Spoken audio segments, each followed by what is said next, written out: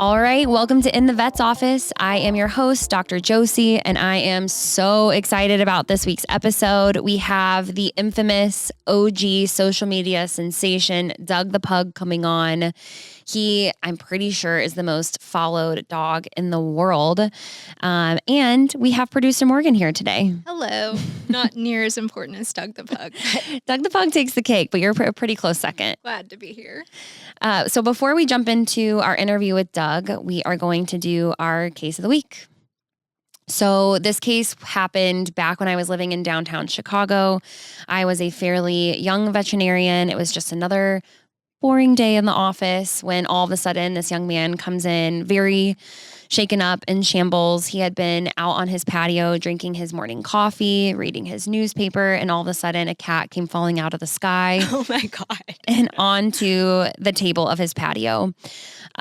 This cat lived 12 stories above him, and his owner had often let him out onto the balcony. He would just kind of sunbathe and hang. But on this day, a bird flew by and he got a wild hair and decided he was going to go catch that bird. So he jumped up onto the railing, made the leap of faith, and gravity took over, and he went down 12 stories to this man's patio. Did this cat live? This cat lived. So when they say cats have 9 lives, they truly mean it. The things that cats endure and then come out on the other side is amazing. This is just one of the examples. The cat came in, it was in shock. It had a broken jaw, a broken leg, very... When you say it's in shock, what does an animal in shock look like? Being in shock is a medical term, meaning like your blood pressure is affected, your heart rate's affected, you're dehydrated. So usually they have like really pale gums. Their heart rate can be through the roof. Their blood pressure's low. So he kind of checked all those boxes. Do you immediately look at this cat and go, odds aren't great? Or do you think he's got a fighting chance? I was like, this is probably not going to end up well, but you never know. It's a cat. I'm telling you, they are survivors. So the owner wasn't there. So the guy, brings the cat, comes running to the clinic. He was only just a couple high rises away. Good on him for bringing the cat that wasn't his into the office. Yes. He foots that bill. And funny enough, the cat was one of our patients. So he just happened to bring it to the right clinic. What are the odds? And we immediately start stabilizing it and taking x-rays and doing all the things, giving it oxygen and fluids and doing life-saving procedures on it. And somehow the owner, I can't remember if he got a hold of the owner, but the owner finds out, she comes in, and we were able to, he had to have surgery on his broken bones, but we were able to save his life. First off, claps for Dr. Josie. And I don't want to pet parent shame, but the owner wasn't home and they let their cat on the balcony? The owner was home. But It's like you leave your little sliding door open. A lot of owners do this in the city. We saw this all the time in Chicago, where you leave the balcony open, pets come in and out. Even here in Nashville, I see it. And they kind of come and go at their leisure, usually while the parent's home. And 99% of the time, they're fine. But that 1%. Do you go home that day and just feel like you really rock that shit? I go home that day and I'm like, oh my gosh, I don't know. I don't think I rock that shit. I think about the owner. I'm like, gosh, they must feel so guilty. I think about the man drinking his coffee who now has PTSD of cats falling out of the sky. Sometimes I'll pat myself on the back every once in a while, but for the most part, I'm like reeling from how emotional everyone else must feel. I bet it took that man a few weeks to be able to go back on his patio after that. Talk about the PTSD. Absolutely. You're going to need a therapist after this. So no, it was a reminder for me. If you're sending your pets out onto the balcony, please keep a very, very, very, very close eye on them. And, I guess if you're sitting on the 10th floor, maybe wear a helmet. Be careful. Oh man, that's a really great case of the week. It was. And now we'll just dive right into our interview. So as I said, we have Doug the Pug coming on and his sister Dory. She's a new addition to the family. And of course, his mom, Leslie, who will be answering the questions for him. Doug is, as you know, the OG social media pet sensation. He has paved the way for the likes of like Miss Peaches and all of these, pets that we've come to know and love on Instagram and TikTok.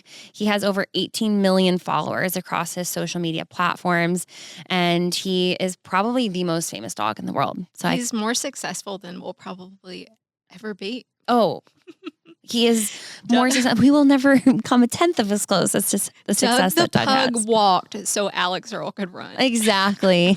Exactly. And that's the perfect segue. We're going to take a quick break, and when we get back, we'll have Doug here. Awesome.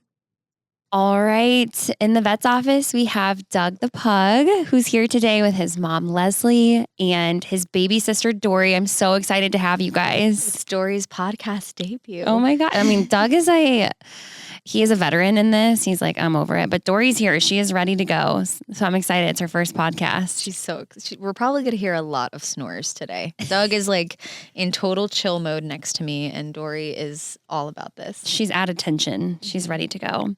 Well, welcome. I'm so excited to have you here. I have been following Doug for many years, and I knew that he was probably like one of the most famous dogs in the world. But when I was researching today's interview, I didn't realize like just how impressive his resume is. So I'm going to read a snippet of this for the listeners out there who probably also follow him, but just like didn't realize how big of a deal he is. So Doug has won 2 People's Choice Awards. He starred in a Super Bowl commercial. He has a New York Times best-selling book, a top-selling calendar. He has his own merchandise and holistic pet care line. He has starred in music videos for Katy Perry, DNCE, and Fall Out Boy. He has been kissed by the one and only Justin Bieber. And the mayor of Nashville has declared his birthday, which is May 20th, as the Doug the Pug Day in the city. That's wild. It's wild. I mean, that is crazy. Yeah, it's been a very fun and insane ride that never ceases to blow our mind. Like sometimes I wake up in the morning and I'm like, what happened? Like, yeah. Can you, just to kind of like rewind all the way back to the beginning, how did this all come to be? So I used to actually work a few buildings over on Music Row. I went to Belmont, and that's what moved me to Nashville. And I had dreams of working in the music industry and doing marketing and PR and like graphic design and branding and stuff for bands. And so I got a job doing that at a small record label, artist management company. And I got Doug when I was a junior at Belmont. And so I was in college. Wow. In college. And so I was going to work on Music Row, and then I would come home, and I had my dream pug who loved getting dressed up and loved doing activities with me around town. And it became this kind of tradition where I would get home from work and go out around Nashville and take pictures with him. This was in the very beginning of Instagram. I think this was 2013 when I started posting him. And so I just did it for fun on my personal Instagram. I mean, no one even really had, like my friends didn't even really have it. It was mostly Facebook at that time. And I would post him and say, Doug the pug, doing that, Doug and I, blah, blah, blah. And people just wanted to see Doug. So if I posted anything on my personal Instagram that wasn't Doug, people were like, where's Doug? We're like, we don't really care. We just want to see Doug. They just wanted to see Doug. And so I started getting a little more creative and doing, you know, things that were on trend, like holiday type things, or if a famous artist was coming into Nashville, I would like play off that. And big Instagram pug accounts that had all these followers at the time, when they would take our photos and post them and tag us, they would get so many likes. And it was this rush of like, whoa, like, that's so cool. A photo that I took and a concept that I came up with and the styling and everything, like people are resonating with this. They like it. And again, this is very condensed, but I ended up switching my account from me to just Doug and putting more effort and time into it. And he reached 100,000 followers on Instagram, which was insane and huge and amazing at the time. And we had a little party. And I was just, honestly, a very fun hobby. It brought me a lot of joy, and it brought other people joy. And I would be lying if I didn't say that at that time I saw it being something like what it is now. Right. I had this gut feeling to pursue it. And so I actually, when he hit 100,000 followers, I put in my notice to quit my job. Wow. And people thought I was crazy. I kind of lied to most people and said, I'm starting my own graphic design business, because I didn't want to be like, so I have this dog that has an Instagram and I think He would make a really cute stuffed animal. But it happened as soon as I put my notice in for that job. At that 100,000 party, we had a pug balloon left over, and Rob and I were just dating at the time, and he was on tour. And so all by myself, I went to Dragon Park in Hillsborough Village, which was right by my old apartment. And I tied the pug balloon to Doug. And again, he doesn't care about anything. So he was all about it. He was running around the park with this pug balloon attached to him. And I sent the footage to Rob and I said, can you put a cute song over this? Can you put like, people let me tell you about my best friend. Like, let's make the pug balloon his best friend. And I posted it to Doug's Facebook, his Instagram, and then I made him a Twitter because I was like, what would a band need? Like if I were to help one of my artists at the label, what would they need? And so I put it on all these things, and I had a logo for Doug, and I took it very seriously. Yeah. But that night I posted it, didn't think anything of it. I woke up and I looked on Facebook. He had 3,000 likes at the time on Facebook. And the next day he had like 15,000. I'm like, what happened? And I looked at the video and it had 20 million views. Wow. And this is the 100K party where he's running around with a pug balloon. Yes. Like right after that party, I took a little video with a leftover balloon and I was like, whoa. All of a sudden it was real. Okay. You know? And by the end of that week, he had 1 million likes, followers on Facebook. Doug was like, my mom just quit her job. I got to go to work. Yeah, he was like, let's go. And so it was this crazy feeling of like, I felt very ready for it because I had already kind of set it up for success, but for it to actually happen and for me to have the free time to do it.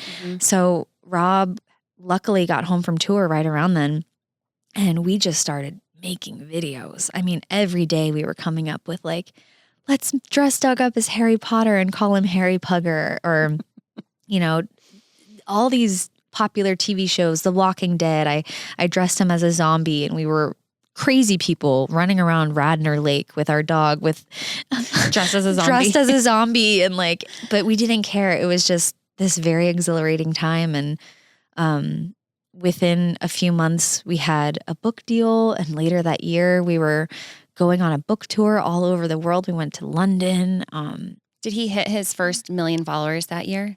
Oh yeah. So he on Facebook went from 3,000 to 1 million within like a few weeks. Okay. On Instagram's a harder platform to grow. So I think it took a little longer, but honestly, Justin Bieber he posted 2 pictures of Doug. His label actually hit us up and was like, hey, remember the Justin Bieber era of like Sorry and What Do You Mean? It was the best era. Take me back. And he was like on the Calvin Klein ads. They asked Doug to be a part of a countdown for how many days until What Do You Mean? Okay. And so I took pictures of Doug wearing Calvin Klein's and this little sign that said 8 days, What Do You Mean? And Justin posted 2 of those photos and tagged Doug. We went up like 100,000 followers in a day. I bet. And it's just still so crazy to even look back on that and to see what it is now. And just, it's been the most amazing, fun ride. And Doug loves every second of it. One thing that you said that I just feel like sitting here talking with you is I feel like there's Instagram influencers and TikTokers where you're like, okay, this is like their job, and you can kind of tell. Like it just seems so organic and you just enjoy. I mean, obviously he's like your child, so you enjoy doing it. He loves to do it. And like that just really translates, I think, Thank you. on his page, which is why he's so successful. I really appreciate that. I feel like obviously social media has changed exponentially. We've been doing it full time for almost 10 years. And it's changed so much. And I think every day I have to make the conscious choice, and Rob as well, to do it because we love it. Right. Because we would have a completely different approach to social media with Doug if we were doing it just for the followers and the clout at this point. Yeah. And so it's honestly become so much more laid back, and we're a lot happier because of it, because we're just sharing like literally what we want to share. What you're doing anyways. We feel like we have nothing else to prove at this point. Right. And it's just like truly for fun and to like we still have so many big dreams, obviously, but his happiness and our happiness is like The most number important. one, of course. Yeah. Does he have an agent or do you guys do everything? He does have an agent, Okay. and that's a funny story too. So again, when this video went viral, it was March of 2015, and the term influencer wasn't even a thing. Content creator wasn't even a thing. He's really the OG. He's the OG dog, celebrity dog. But we didn't know what to do because it was like, okay, we're having these brands that want to collaborate with us, but like, I guess we need to set up a business like for our dog. Like, okay, I think we can do this. Like, again, people thought we were crazy.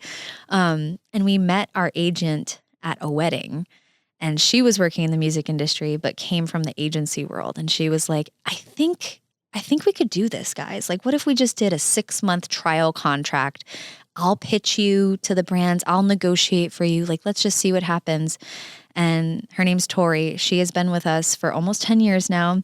And she's now the president of talent at Whaler Agency, which is like the biggest creator agency. And she was just invited to the White House to speak in front of the president about content creators and like raising like rights for content creators and helping with like things like insurance, like treating us as real business owners. Yeah. And so even she's evolved so much. So yeah, we have a small but mighty team, and 90% of those people have been with us since the beginning before it was even a thing. That's amazing. Well, that speaks a lot to probably working with you guys, and Thank you. of course, Doug too.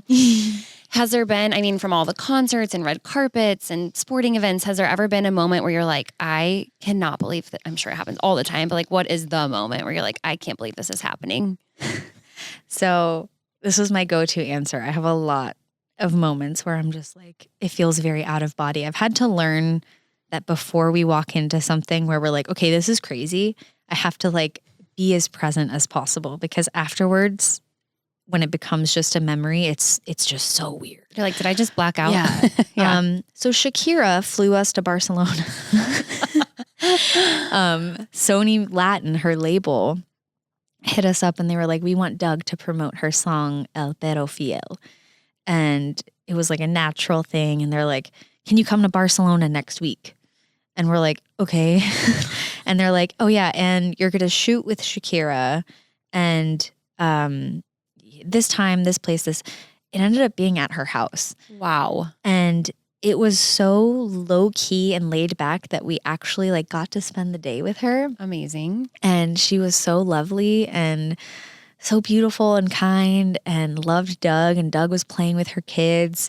And that's probably the most pinch me moment is, I have goosebumps. yeah, being in Shakira's mansion, looking over Barcelona, and it being like a genuine moment. I think that's the cool thing about Doug is when we do meet these people that like a lot of them are my heroes. Like, you know, I grew up as a musician, my husband too. So like when we get to meet people from the past that we listen to, it's really cool because when they meet Doug, it to them is like a breath of fresh air to meet a dog.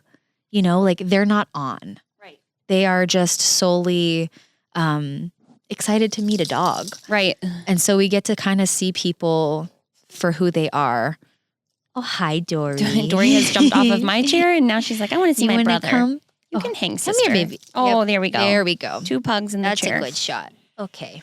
It's funny you say that because I've said that on this podcast when I interview celebrities or musicians. They're always talking about their jobs and their career and their this, but when you talk to them about their pets, Oh, they immediately it's so soften. different. It's just like a different side of them. I think it's like such a special side that most people don't get to see. yeah. It's the best of us. It totally takes off that veil. And that's like been one of the coolest parts is again, meeting people that we grew up listening to and realizing that they're just human. They're just like us. They're just like us and they love if they don't love animals, that's the Then red flag. We have nothing in common. I'm like, I can't relate. It is the ultimate red flag. I agree. obviously he's a very chill guy. I mean, he's like half asleep on the chair as we speak right now. Dory's laying on top. This is what we call pug piling. I love it. And they are the masters of it. And Doug just doesn't mind. And he's just like, come on top. He's here for it. Has there ever been, I mean, clearly he enjoys the attention. He's very laid back. Has there ever been an experience or a circumstance where you're like, I don't know if he's really liking this. Like, I kind of feel like I need to step in. There have been parts of like meet and greets when it just gets to be too much and I pull him away. Obviously, his safety and happiness is number one. And the nice thing is that we've figured it out over the years, like what is appropriate and what's not. Because, you know, I feel like Doug and I are so cosmically intertwined, to say the least, where we both pick up on each other's energy to a fault where, like, if I'm really stressed, Doug is not going to be feeling well that day. Yeah. And so I have to be very cognizant. And in that same breath, I can pick up on if something is wrong. And, you know, it doesn't ever really happened, but like, you know, if there is a situation where I'm like, Doug doesn't like this, or you know, if there's another animal on set or something that like is not making him feel good or bad vibes, then I pull him away. And we've learned to like have those boundaries for him and advocate for him in that sense. They're so cute right now. They're amazing. We're getting this on video. Yeah, I think that, you know, it's so interesting when owners come into me and they're telling me how their dog is sick, and they'll be like, no, like, I know they're not doing it right now, but I promise you they're sick. And I look at them and I say, you know your dog better than anybody. Like, I trust you. Yeah. And so I think there's such a, I know we didn't birth them, but it sure feels like we birthed them. Yeah. I joke that I birthed my dogs, and I get 100% what you're saying, like how you feel like you are like soul twins and you understand like when each other's off. So he's lucky that he has a mom that advocates for him in that sense. He probably would not have, you know, had this long of a successful career if you didn't. Thank you. So that's good. Any crazy DMs that he's gotten on Instagram? Or are they all pretty tame? We've had some interesting people for sure. Like, people have offered to purchase him. To purchase him? Yes. You're like, there is not a price tag on this dog. It's kind of insane to see.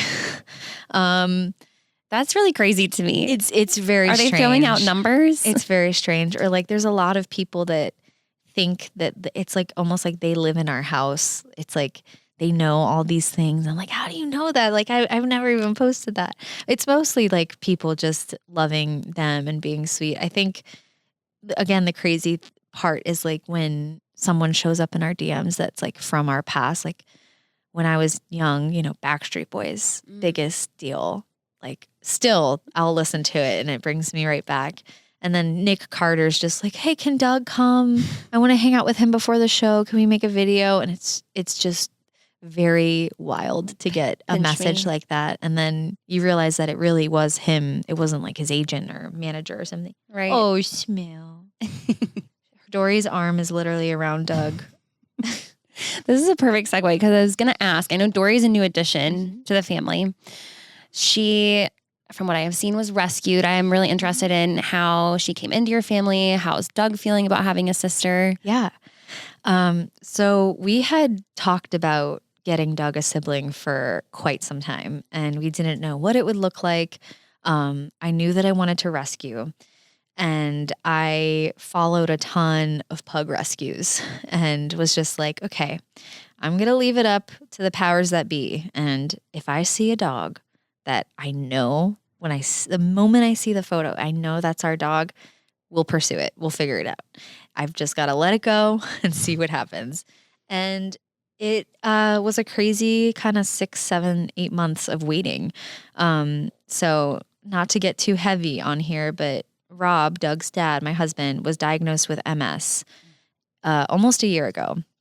And so our decision to add another dog into the family was partly as a therapy dog for him. You know, Doug and I, obviously Doug is obsessed with Rob, but he is like very attached to me. Like, if I'm sitting, he's next to me. If I'm laying, he's laying next to me. And we were like, Rob needs like his, you know, his soul dog. Yeah.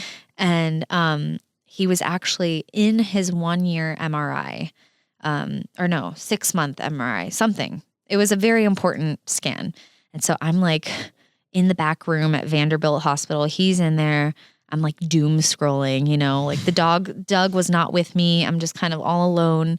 And then I see one of those rescues that I followed, like posted a graphic and there were 3 pugs on it, very small picture, but one of them caught my eye.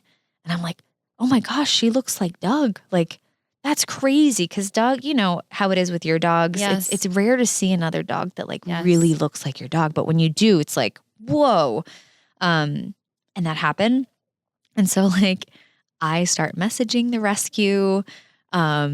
And before I knew it, Rob woke up. It was a, tough night for him. He had to take some medication to calm down in the MRI. So he was conked out when we got home and fell asleep at 9 p.m. But here I am messaging the foster, the rescue all night. I did not sleep 1 minute because I was like, I just think I found our dog. Mm-hmm. And so Rob woke up and I'm like, hi, like, hope you feel good. But, what do you think? Yeah. And he was like, let's do it. Amazing. And within a few days, the rescue was amazing enough to fly her to Nashville from California. We got her from Tiny Paws Pug Rescue. They're an amazing organization. And she was actually found abandoned in a field because who would ever do that to any animal? But she was found and she stayed with an amazing foster for about a month. And now she is the 2nd love of our life. Actually, the 4th love of our life because we have 2 cats that we love too. Oh my goodness. It seems like they get along great. Was Doug at first like, whoa, I'm an only child or only dog? Yeah. There's always an adjustment period, you Mhm. know? But he like totally accepts her and they do really cute things together. And, Do they clean each other?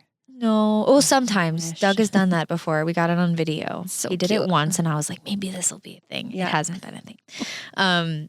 But yeah, he's been doing so great. We're really, really proud of him. And she just adores him. Like, Oh, she just means. obviously she can't get cutest enough of nose. him. And do you feel like it's worked out? Because I have found that in our little family at home that our girl dog loves my husband. Of course she loves me, but she really loves my husband. And the boy dogs really love me. It's exactly that. It's crazy. That's why it's so amazing that it worked out this way because we knew Rob needed his own dog. I mean, Right. obviously Dory's mine too, but Of course. she is like daddy's girl, Yeah. like so clingy. She always has to be with daddy. It's so cute. It's so special. It's nice. Because we had a similar where it was like, okay, the dogs all love their mom. And my husband's like, I love them so much, but like they really love you. And so it's nice when they have their own sort of, like you said, their own dog. Yeah. It's so special. Dory, you're so cute. You might be the star of the show. Dory. Doug is like, I'm going to use any opportunity to nap. He's like, I'm going to sleep. One thing, this is sort of switching topics, but one of the things that you had talked about on your Instagram that I had never heard anybody verbalize, I guess I subconsciously have thought about it, but I thought it was really interesting that you brought up was, and I don't know exactly how it went, I'm kind of paraphrasing here, but you had gone to the park or you were out and about and someone had saw Doug and they were like, oh wow, it's Doug. Like he's looking old or something along those lines. Mm-hmm. And you were like, hey, like that doesn't make me feel great, which is completely understandable. I think that's really interesting. Is that something that you hear often?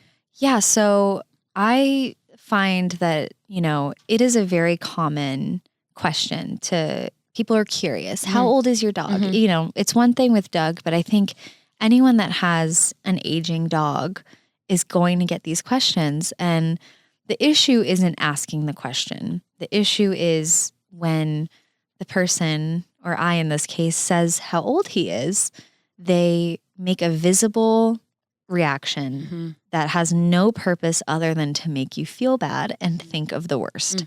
And so, that post was kind of just to like shed some light on maybe, I don't know, changing the stigma around how to react when someone asks or is told how old their dog is. I mean, we don't need to be reminded of that inevitable future ever. Absolutely.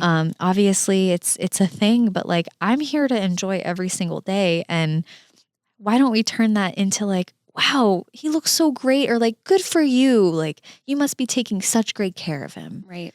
And instead of, oh gosh, like, well, mine, blah, blah, blah, like, Mine died at 9. Yeah. Like, great, thanks. Yeah. And it does happen. I mean, we, bring him out and about a lot, and most people, and his followers and fans, they don't care about it at all. But Right. it's usually people that are like either skeptical of what we do or just kind of want to make you feel bad. They're like, they say that, and it never feels good. No. I kind of made the reference earlier that, when we have an elderly human in our life, like a grandparent or someone, and we ask how old they are, and, oh, they're 95.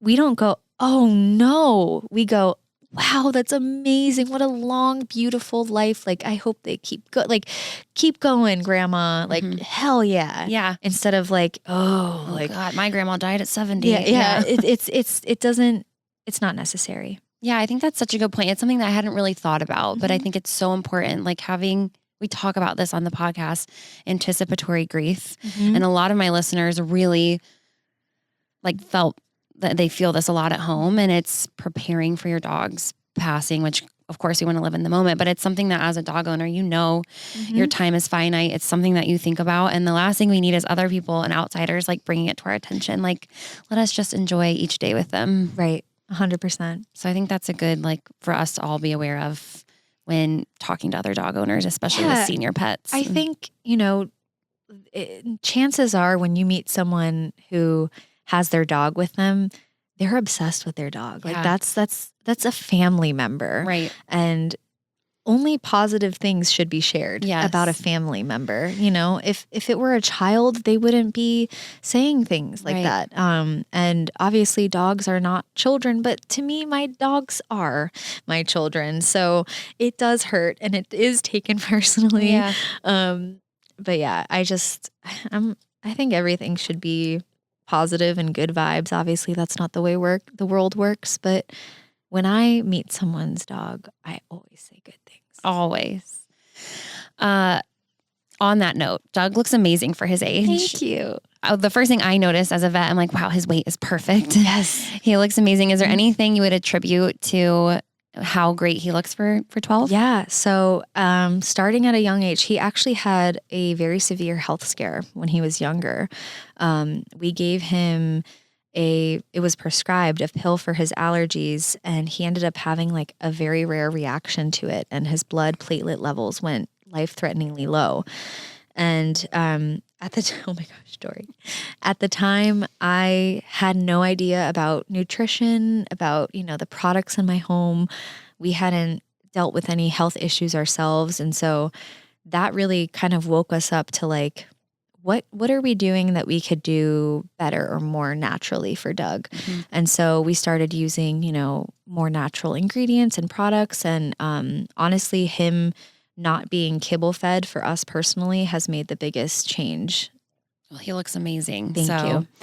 And I think there is such a fine balance of, of course, being a veterinarian, we do practice Western medicine, but also like incorporating Eastern and holistic. 100%. It's not one. It's not all or nothing for either side. It's just balance. Yes. So we give Doug as much balance as possible. Yes. And sometimes less is more, and going the more holistic route is, it can be really important. And whatever you guys are doing, he looks amazing. Thank you. Dory is such a ham. She's sleeping on me. Her little noggin's on you.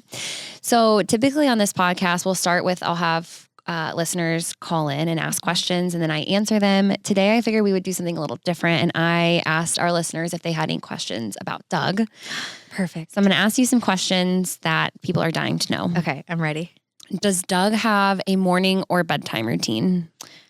Morning routine is absolutely sleeping until I make him get out of bed. And nighttime routine is going out with me to put the chickens away. We have 14 chickens. Oh, okay. Yes. That is a newer thing. We've had them for a little over a year, and it's so fun. You guys have a little zoo. I know. I love it. I can keep going, but Rob is like, nope. 14 chickens is enough. We all need a check and balance. Yeah. He'll come out with me, and Dory will too. And we'll get the chickens out, and then we'll like just get super cozy, and we're all about coziness and Cute. get them cozy. Do they sleep in bed with you guys? Oh yeah. Okay. I figured as much. Yeah. What is his favorite activity? Sounds like it might be sleeping. Eating. That's like the best time of day for Doug. What's his favorite snack to eat? Oh, so he loves blueberries. Oh. He loves blueberries. I give him these freeze-dried minnows. Okay. And I've seen those. And it's just like good protein, and he can chomp them all up. What else? Watermelon. Oh, isn't it cute to watch them eat watermelon? It's so cute. Doggy buggy. And how many teeth does he have left? Like, is he? He has a lot on the top. Okay. Rob's holding up 5. He has more than 5. The bottom, I mean, pug teeth. Oh, yes. More than anyone. I definitely know. It is a constant struggle. It is. So, but enough that he can still chomp on his minnows. Oh, yes. That's all we need. Mm-hmm. And any birthday traditions that you do with Doug? Oh, we take birthdays very seriously with the dogs. Whoa. Well, we don't know Dory's birthday. We'll celebrate her gotcha day. But Doug, we just like take him all over town and give him a good day, and he gets a little cake, and we're just like, sing to him, and yeah, he's very spoiled. I had a pet psychic on previously, and she had mentioned that birthdays, that of all the pets that she talks to, that them getting their birthday celebrated is one of their favorite things. And that even though we may feel like, oh my gosh, are we over the top? Do they really even know? Like, they definitely know, and they love it. Doggy loves it. And I think they love it. But I'm like, maybe I am a crazy dog mom, but that made me feel better to hear that she said that. Oh, I love that. Do you have a nickname that you call him at home? I always think it's funny how you'll see like how things can spiral a little out of control. Well, I am, it's pretty out of control. He's Dugga Bubba's, Bubs, Coco No. Coco No. What am I missing? Yeah, I mean, the Great Bubsino. The Great Bubsino. Dory is Dory Noni. Yeah, that's a good segue. So my mom is Spanish, and it's like a term of endearment to say noni. Mm-hmm. It's like, oh, noni, like little noni. It's just like a sweet thing. And that's why our holistic dog product company is called Noni Pup. I love that. It was just like, I would say, Noni, come here, Noni. And yeah, it stuck. I love that. It's a great name. I also thought maybe it means like grandma, maybe Nonna. Nonna, yeah. Yeah. Mm-hmm. In like Italian, I think. Has Dory, I mean, we haven't had her for long, but are we developing any nicknames with her yet? Oh yeah, Dory Patori, Doors Badors. What else, Dory? It's really crazy how we just like get going. Sweet girl. All right, let's see. With you being an artist, I guess both of you are artists, any songs that you sing to them at home? Yes, actually. So a thing for me over the past few years, which I never expected, I've been able to blend like my music world and Doug. And I wrote him a song called Song for My Dog. And it's just a ukulele, kind of a cappella ukulele song. And it's cool because a lot of dog owners have really resonated with it, and it's been used like 600,000 times on TikTok or something. Oh my gosh. And so like that's kind of the classic song because it just came so easily. But I sing a lot to them. That's so nice. You got to blend your two passions together. Yeah, it's really fun. I love that. Okay, one last thing before you guys go. I am on TikTok, and there's this new viral trend going on of who's more likely to. Okay. Most people are playing it with couples or friends, but I figured it'd be fun to do with Doug and Dory. I'm in. Okay, so who is more likely to finish their food first? Dory. Dory. But, Yeah, but Doug does like to eat. Oh, yeah. But he like savors it a little more than her. She's like, you're done? Inhaling it. Yeah. Like, should probably get her a slow feeder. Hi, Dory. Did you even enjoy that? Yeah. Who is more likely to wake you up from snoring so loud? Dory. Okay. Mhm. Who's more likely to poop in the house? Dory. We're working on that. Dory. To be fair, Doug has She's had more like- time with the yeah. potty training. She's like, I'm a rescue. Yes. Who's more likely to hog the bed? Doug, 100%. Where does he sleep in the bed? So it's very cozy. Like as soon as I lay down, I'm like, oh, I say, assume the position. And he comes and he like, Rob is laughing so hard. He like spins around and then he plops right in between my legs. And everyone knows that has a pug. Like that's the thing. Okay. But throughout the night, he does not move and it gets hot. Yeah. And so like if I want to flip on my side, I have to do this whole maneuver to not disturb him. Of course. So he's the bed hog for sure. It is funny, like in the middle of the night, I'll change positions and I'm like, I will not disturb Yeah. my dog. No, it can't happen. I'm like origamiing Yeah. myself. And they are hot. Although they're small, they're little space heaters. Yeah, we have a whole like talk about bedtime routine. It's like Dory starts the night with Rob and Doug is in between my legs. And then Fiona, our cat, the white kitty, she starts off sleeping on the corner of the bed. But when I go to the bathroom in the middle of the night, I have to flip on my side and open my left arm to have a little circle. And then Fiona will walk up to me and lay in my arms Oh my gosh. the second, only after I go to the bathroom. It's just, so, but it's like heaven, you know? I That's wouldn't have it amazing. any other way. All right. Who's more likely to ignore you when you say no? Oh, Doug, he's very stubborn. Oh, really? Yeah. Okay. When he's on, he's on. Like when he's like doing a commercial or, you know, we're doing a video shoot, he's like freaking amazing. But you want him to heel on a walk, good luck. Yeah, he's like, Mom, do you know who I am? Yeah, he literally just wants to smell and pee. Okay. Who's more likely to play fetch? Dory. She's a fetcher. Who's more likely to console you when you're sad? Dougie. And Dory. They're both kind of equal in that regard. They do it in their own ways. Last but not least, who's more likely to sneak a treat off the table when you're not looking? Doug. He's a little thief. He's like the food monster. He loves snacks. I have my little dog at home. I like tell people that if I left him with an endless supply of food, he would eat himself. Oh, yeah. Until he exploded. Yeah, I think so. It's like doggy mukbangs. Like they just They would just eat until they can't. can't eat anymore. Oh, I hope we got that. Dory's snoring so loud. She's like, I'll show them. Amazing. Well, thank you guys so much for coming on. It was so nice to finally meet you guys in Thank you for person. having me. You're so welcome. I love Doug so much. And if you guys aren't following Doug already, you're crazy and you must. His handle is It's Doug the Pug. Thank you so much. You're welcome.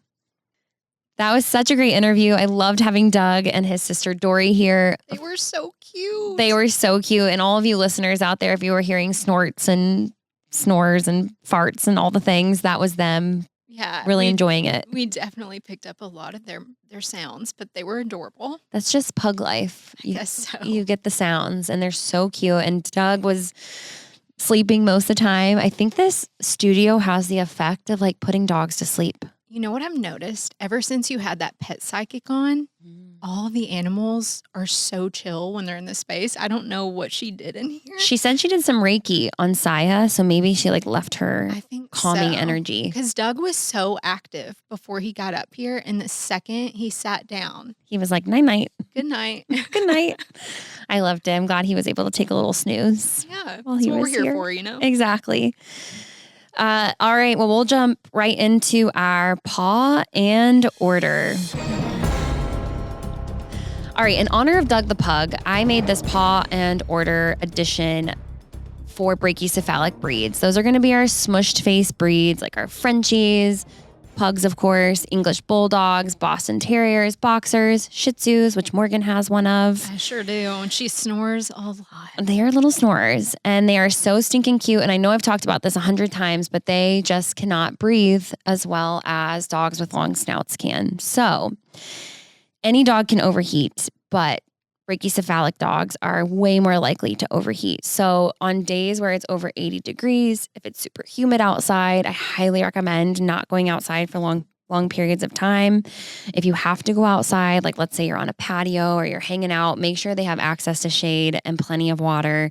I would avoid long walks. Don't play fetch. It can go from like a really fun afternoon where everything seems hunky-dory, and then to all of a sudden they're not able to regulate their body temperature, they're overheating, and it's a life-threatening emergency. I've been able to tell this recently with my Shih Tzu, Andy. We'll go on walks around my apartment, and we make it maybe halfway around my apartment building, just my building. Right. And I'm like, okay, I'm picking you up, and we're going back now. And I'm going to get you a stroller. Yep. Yeah, it's crazy. I mean, and they'll be usually the young ones too. Their tails wagging, they're bouncing around. Oh, I'm super happy. And then all of a sudden they become too hot. They can't sweat like we can. Andy immediately comes in the house, and she just lays flat out. Superman. Pretty much. And just has the cool floor on her stomach, and then seems to get it back together. But yeah, it's worrisome. It is worrisome, and it's better to just be preventative and keep a really close eye on it, and just know if it's hot out, if you're laying your hand on the concrete or cement and it feels very warm to you, that's what their paws are touching, that's what their belly's touching when they're laying down, and that's a recipe for them to overheat pretty quickly. Is there a sign when it's like, okay, they're not cooling themselves down, maybe I should take them into the vet? If their respiratory rate, like let's say you were outside and now you're back inside and you've been inside for a couple of minutes and their respiratory rate is still really high, they're panting, they're, drooling from the mouth. A lot of times their gum color or their tongue color will change. So if you see any like purplish color, if it's not that like bright, healthy pink, that's like no bueno. SOS emergency, go to the hospital right away. Got it. Is that button still red over there? The one on the board? Yeah. Okay. Just checking. Producing and filling in. Producer Morgan. Just want to make I'm sure so glad you're here. Capturing this, Yeah. This is very important information. All right, number 2, if you are planning to own a brachycephalic breed, then be prepared to wipe, my friends. There's a lot of wiping involved. Wipe what? You have to wipe those nasal folds, those cute little wrinkles and folds all around their nose and their eyes are adorable, but they fill up with gunk, they get infected, and you want to start wiping from day one. You want to get them used to it as a puppy. And Morgan's like, I have never done this in my life. Never once in my life have I wiped Andy's. I will say Shih Tzus, although they're brachycephalic, they tend to have less folds than like a Frenchie or a pug. Like they really, as you saw with Doug and Dory, like they have some pretty thick nasal folds. Yeah, I think Andy's a little better off. Yeah, maybe it's some less folds. So don't worry, we're not owner shaming you. I feel it. Okay. Don't. So yeah, be prepared to wipe. You got to like open those folds up, get in there with your wipes and really, really clean them out. Unscented baby wipes are best, but if they are getting infected, if they're red, if they're stinky, you probably want to talk to your vet and get some medicated wipes. Imagine someone just tunes in the podcast like right here at this moment and you're like, open those folds, get in there, wipe. Get on in there. Get on in there. Okay. Hey. And on that note, a lot of them have corkscrew tails, like our bulldogs or our Bostons, and those have a lot of folds around them too. So you want to clean out those little butt folds around their tails too. Oh my gosh, such high maintenance pups. It is not a glamorous job, but someone's got to do it, and it's important. So just start your wipe fund right now if you're going to own a brachycephalic breed. And get in those folds, y'all. Get in those folds. All right, last but not least, if they are coughing or sneezing excessively, obviously a sneeze here and there is not the end of the world, but if you're like, hey, my dog's sneezing a lot, there's snot coming out of its nose, take it to the vet right away. Any sign of a respiratory infection in these pets that already can't really oxygenate that well should be taken really seriously. Sometimes our dogs that have a mild cough, we can, give them a day or so, see if they can clear it on their own, just like when you and I get a cold. But with a brachycephalic, it's like, nope, red flag, straight to the vet. I've been lucky there too. Andy hasn't done a lot of that. She had a little reverse sneezing spell for a few weeks and then that went away. Mm-hmm. And we've been smooth sailing since. We're going to do a whole thing on reverse sneezing for our listeners out there. I've had so many people ask me about this, so we will get to that. But yes, you are very lucky in that you haven't had that issue. Yeah. Coughing is no bueno, especially in our brachycephalics. So that's it. That's our last paw in order of the day. It was such a great episode. Loved having Doug here. Love having Morgan producer Morgan, President Morgan here, Oh my gosh. the president of the Nashville Podcast Can Network. I join more often? This has been a lot of fun, and I feel like I can just use you to ask all my questions about I think my so. dog. This is your first appearance, but it won't be your last. Okay. Awesome. And for all the listeners out there, if you have any questions, you can always DM me on Instagram at Dr. Josie Vet. You can click the link in my bio to record any questions you have for the podcast. And as always, please rate, review, and subscribe. 5 stars really help a new podcast. So if you could spare 10 seconds just to hit 5 stars on all the platforms you listen, that would be awesome. We will take all the help we can get. And we'll see you next week. Thanks for tuning in. Bye, guys.